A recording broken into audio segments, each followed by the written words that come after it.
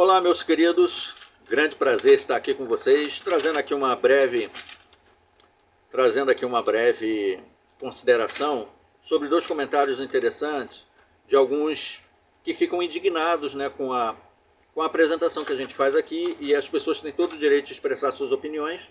Alguns eu não trago porque são demasiadamente agressivos e ridículos, então eu não tenho obrigação nenhuma de trazer. Eu trago alguns que eu acredito que vai agregar algum tipo de informação benéfica para o objetivo aqui do canal, que é ajudar as pessoas a pensarem de uma forma mais aberta, a ter um pensamento mais vivo, mais crítico, mais cartesiano, mais analítico das coisas. Então nós temos aqui, ó, cadê?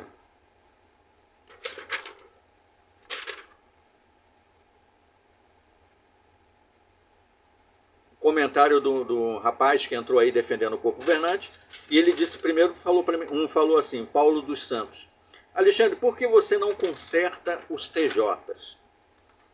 Então, ó, primeiramente, eu não tenho que consertar ninguém, entendeu, Paulo dos Santos? Não é a prerrogativa do meu canal aqui, não é o objetivo da minha vida consertar pessoas.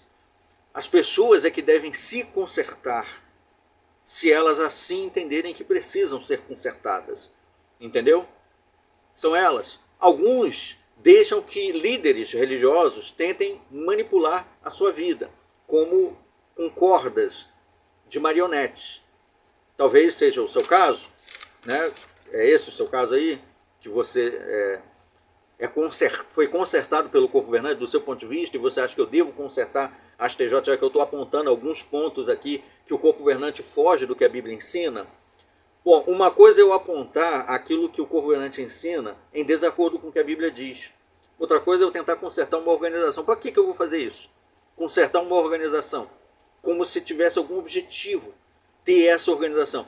Na sua opinião, a não existência da Sociedade Torre de Vigia interfere em alguma coisa na nossa vida eterna? Existir Sociedade Torre de Vigia, não existir Sociedade Torre de Vigia, não anula em nada o sacrifício resgatador de Jesus. Se não existisse nenhuma dessas organizações religiosas que estão lá nos Estados Unidos, Torre de Vigia, Mormons, Adventistas, continuaria ainda assim existindo o plano de salvação da parte do Criador por meio de Cristo.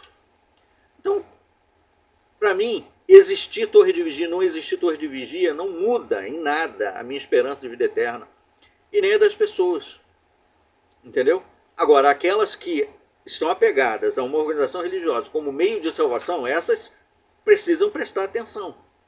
Em que elas estão depositando fé para a sua salvação? Numa organização humana, religiosa, ou em Cristo? Entendeu, querido Paulo dos Santos? Aí um outro entrou aí no canal e disse assim, ó, tá bom, mas o que diz Mateus 24:45? Não designou o mordomo? Eles trabalham duro, não são vagabundos não. Esse comentário aqui é para defender o corpo governante. O corpo governante da organização norte-americana fundada em 1870 se apropriou de Mateus 24:45 a 47, querendo dizer que aquele texto está falando deles, especificamente deles, e que eles foram designados por Jesus em 1919 para servirem como os governantes da fé das pessoas. E por meio deles é que as pessoas poderão trilhar o caminho da vida eterna. Não importa o quanto leiam a Bíblia, se não estiverem associados e submissos aos comandos do corpo governante, dessa seita norte-americana, as pessoas jamais terão vida eterna. E aí essa querida aqui que entrou, disse que Jesus designou esse corpo governante em 1919, sim, e que eles não são vagabundos não. Eles estão ali com um objetivo. Bom, qualquer líder religioso de qualquer organização religiosa, pergunte a qualquer membro, né, que seja fanático de qualquer religião, se os líderes da religião dela são vagabundos. Pergunta, vai lá, faz um teste aí. Pergunta a um devoto da Igreja Católica se ela acha que o Papa é vagabundo. Pergunta a um devoto dos Adventistas, uma pessoa que é fervorosa lá, se ela acha que os líderes, os presidentes, os diretores da sua organização são vagabundos e que eles não têm objetivo. Pergunta a um fervoroso devoto dos Mormons se ele acha que o profeta dele e a cúpula lá da liderança são vagabundos. Nenhum deles vai atribuir essa característica de ser vagabundo à sua liderança. Então, essa frase aqui, essa defesa aqui, significa o quê? Absolutamente nada. E aí ela continua. Jesus disse que o que fizeram um dos mínimos dos meus irmãos, a mim fizeste. E está em Mateus 25, 34 a 40. Essa frase é interessante, ela ter colocado esse texto, a nossa querida defensora do corpo governante, porque o texto de Mateus 25, 34, todo ele, na verdade, o corpo governante desta organização norte-americana que ela defende, diz que são eles. Os irmãos de Cristo são eles. Então, para você estar fazendo o mínimo para um dos meus irmãos, os irmãos de Cristo, você tem que estar servindo como escravo do corpo governante. É isso que eles explicam nas suas publicações, que significa fazer o mínimo aos irmãos de Cristo. Significa você construir prédios, que eles chamam de templos de adoração, salões de assembleias, sedes nos países, fazer manutenção, dar todo o seu dinheiro para eles, para comprar carros para os seus representantes, mandar dinheiro lá para os Estados Unidos para a sede mundial deles, para eles poderem ter viagens em primeira classe pelo mundo todo, para eles comer do bom e do melhor, ter roupas da melhor qualidade, planos de saúde, planos de aposentadoria, tudo.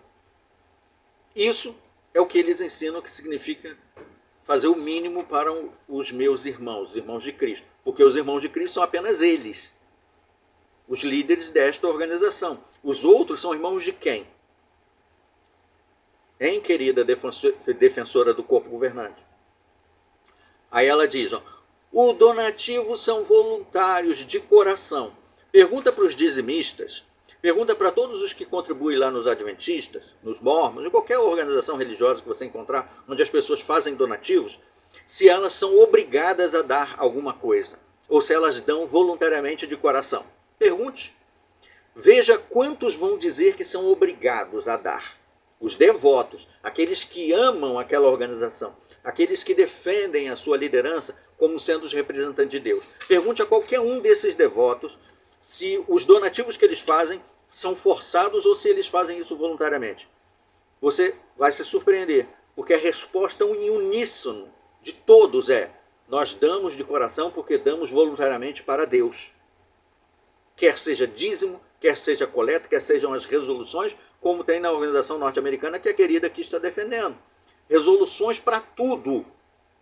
Resolução para que é o donativo mensal que você tem que dar para comprar os carros para os representantes da liderança.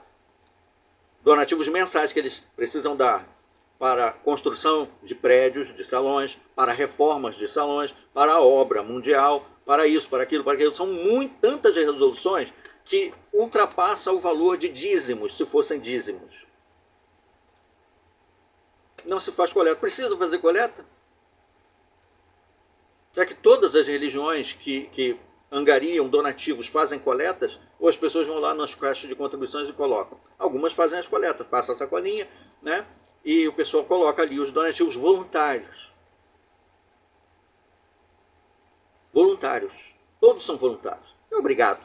Alguém é obrigado a dar dízimo? É obrigado a dar dízimo? Bom, se você disser que as pessoas nas religiões que dão dízimo são obrigados a dar dízimo, então você tem que admitir que lá na sua organização você é obrigado a contribuir para as resoluções. E a sua congregação, que tem que mandar um valor mensal para a obra mundial e para cobrir as publicações, o valor das publicações, é obrigado a dar isso também. E você é obrigado a fazer um relatório também mensal das horas que você gasta na atividade chamada de pregação. Você é obrigado a fazer isso ou você faz esse serviço voluntário? Porque o seu obrigado para eles também se aplica a você. E aí continua. Não se faz coleta e não estão pedindo dinheiro. É para a obra mundial. E para as despesas da organização, não são assalariados. Quantas organizações eles dizem que os seus membros não são assalariados, eles ganham apenas uma ajuda de custo? A palavra salário é uma palavra que pode se aplicar de diversas formas. Por exemplo, os missionários da organização que vocês defendem aqui e os betelitas, os que vivem lá nas sedes, como os seus corpos governantes, etc. Eles não ganham uma chamada ajuda de custo mensal, uma mesada? Uma mesada, algo que é pago mensalmente, é o que naturalmente? Um salário.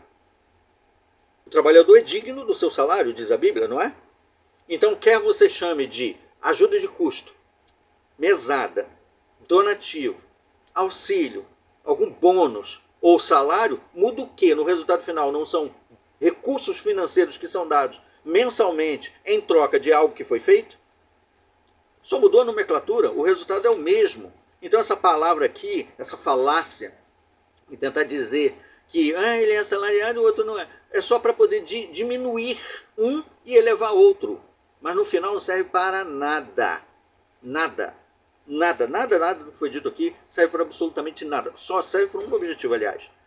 Para mostrar como é que a manipulação da liderança de uma organização religiosa pode ser tão poderosa ao ponto de fazer alguém raciocinar desta forma.